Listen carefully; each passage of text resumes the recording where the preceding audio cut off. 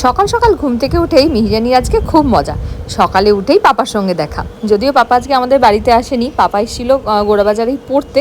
তো মিহিরানিকে বললাম চলো যাই, পাপাকে নিয়ে আসি, পাপাও বাড়ি চলে যাবে, তুমিও চলে আসবে। তারপর এসে স্নান টান খাওয়া দাওয়া করে এখানে একটুখানি ঘুম থেকে উঠে বাবার সঙ্গে আদর খাওয়া হচ্ছিল। তারপর আমি একটুখানি দই খাইয়ে দিচ্ছিলাম, ও দই খেলো, আমি একটু দই খেলাম, খেয়ে দুজনেই রেডি হয়ে নিলাম। আমি যাচ্ছিলাম চেম্বারে আর মিহিরানি যাচ্ছিল ছাদে।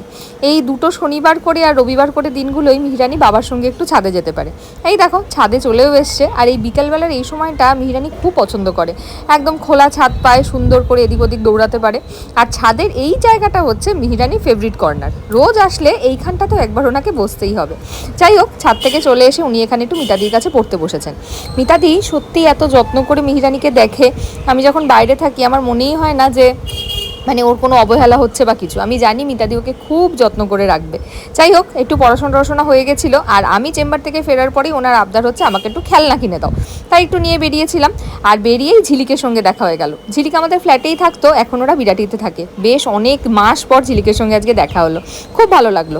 আর ঝিলিক মিমি ওকে একটুখানি দিয়েছিল ডাইনোসর, ব্যাস ডাইনোসরগুলো হাতে পেয়েই সোজা চলে এসছে বাবার চেম্বারে, এসে ওখানেই খেলা শুরু হয়ে গেছে। আর বাবার চেম্বারে এসে একটু ডাক্তারি তো ওনাকে করতেই হবে। তারপর আর কি, আইসক্রিম খেয়ে বাবার কোলে চেপে সোজা বাড়িতে এসে ডিনার করে একটু মাকে আদর, বাবাকে আদর, দুষ্টুমি সব করে ঘুমু।